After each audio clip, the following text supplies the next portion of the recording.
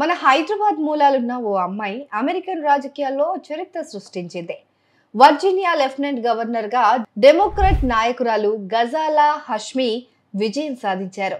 America రాష్ట్రాల్లో ఈ పదవికి ఎన్నికైన తొలి ముస్లిం మహిళగా ఆమె సరికొత్త రికార్డు సృష్టించారు.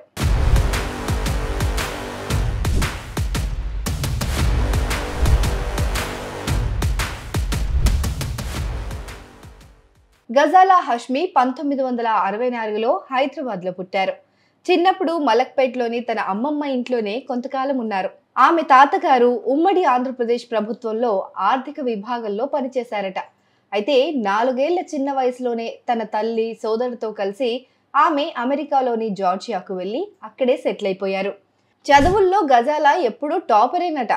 ఆమె జార్జియా సదరన్ యూనివర్సిటీలో BA ఆనర్స్ చదివి ఆ తర్వాత అట్లాంటాలోని ఎమరీ యూనివర్సిటీ నుంచి సాహిత్యంలో ఏకంగా PhD పూర్తి చేశారు. అజహర్తో పెళ్లి తర్వాత 1991లో వర్జీనియాలోని రిచ్మండ్కి మారిన ఆమె దాదాపు 30 ఏళ్ల పాటు రేనాల్డ్స్ కమ్యూనిటీ కాలేజ్లో ప్రొఫెసర్గా పనిచేశారు.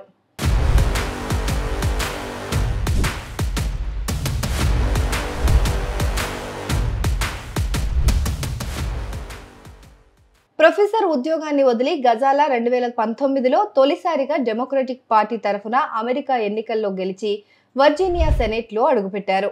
2024లో ఆమె సెనేట్ విద్యా వైద్య కమిటీకి చైర్పర్సన్ గా కూడా ఎన్నికయ్యారు.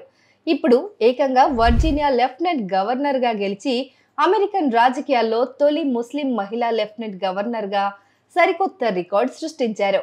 హైదరాబాద్ మూలాలున్న ఒక మహిళ ఒక రాష్ట్రానికి రెండో అత్యున్నత పదవి అంటే లెఫ్టినెంట్ గవర్నర్ గా కూర్చోవడం నిజంగా మనందరికీ ఇన్స్పిరేషనే కదా.